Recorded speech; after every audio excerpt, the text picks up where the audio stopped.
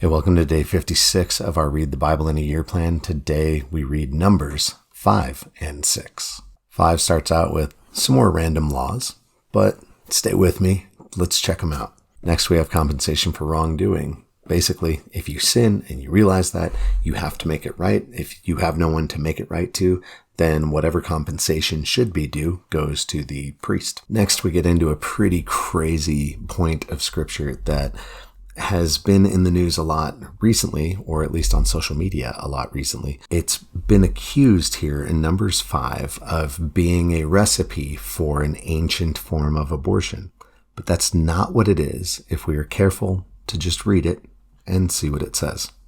Let's check it out. What it is if a man is pretty sure that his wife has been unfaithful, then there's a particular ritual that the priest will do with the woman to pray with her and have her set her hands in a bowl of a particular mixture of clay and water and commit to and promise that and make an oath that she has not been unfaithful. It says it here in verse 19. The priest will require the woman to make an oath and will say to her, "If no man has slept with you, if you've not gone astray and become defiled while under your husband's authority, be unaffected by this bitter water that brings a curse. But if you have gone astray while under your husband's authority, if you have defiled yourself and a man other than your husband has slept with you, at this point, the priest will make the woman take the oath with the sworn curse. And he is to say to her, 'May the Lord make you into an object of your people's cursing.'" And then in verse 22, "May this water that brings a curse enter your stomach, causing your belly to swell and your womb to shrivel." And so then he makes up a concoction, including this, and he writes that curse. She is to drink the water. If she hasn't done anything wrong, then nothing is supposed to happen. This shouldn't harm her at all. This is not a recipe for an abortion. Actually, it's not even meant to be done to somebody who's pregnant. Instead, what's supposed to happen is if she is found guilty of lying in this oath, then the Lord will cause her belly to shrivel, her womb to shrivel, and she will no longer be able to bear children. And so that is the curse that she would carry forward, not the death of an existing child. If, on the other hand, she's not guilty, then nothing should happen. That's very different from what our culture recently has accused this of saying, but those who don't read it very closely or who want to twist scripture and try to make it say something it's not to fit a certain agenda and somehow try to justify that the Lord is not only okay with abortion, but pro-abortion and has a prescription for it in ancient Israel, it's just flat out wrong.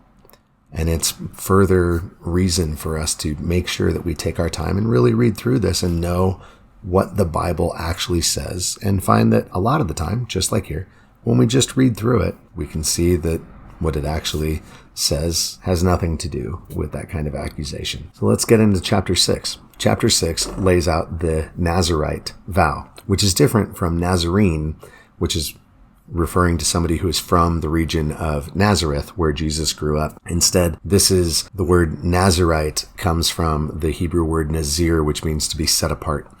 And so if you're making a special vow, a particular vow to the Lord, known as a Nazirite vow, then you're going to go through some extra set apartness to show that you are dedicated and devoted to the Lord in a different way that is above and beyond the normal expectations of the people of God. It includes abstaining from wine and beer, not drinking anything even related to that, not even having grapes or grape juice or fresh grapes or raisins or anything related to the grapevine. You can't even eat the seeds. You can't smell the grapevine, like absolutely nothing. And then you can't cut your hair the entire time. You can't touch a dead body, and several other restrictions. Then it gives protocols for what if somebody dies next to you? What if you have accidentally broken this vow and come into contact with a dead person? Then what? And so it gives a way to sort of reset the vow and reestablish this. And then to complete the vow, then you kind of undo all the things. So you shave the head and celebrate with wine and so on. And this was a way to have a time of being in a state of almost like fasting, but for a long time, for months on end. and a visible way to show and display externally and internally that you are being set apart for and dedicated to the Lord in a unique and special way for a time.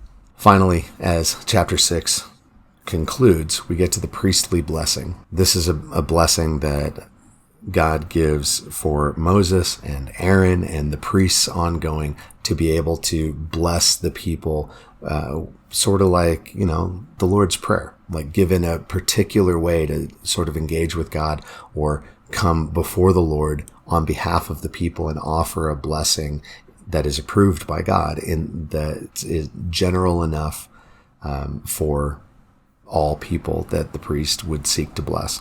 As we conclude our reading today, I would like to read this priestly blessing over you.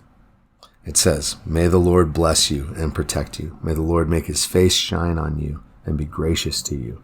May the Lord look with favor on you and give you peace." When God gives them that blessing, he says, "In this way they will pronounce my name over the Israelites, and I will bless them."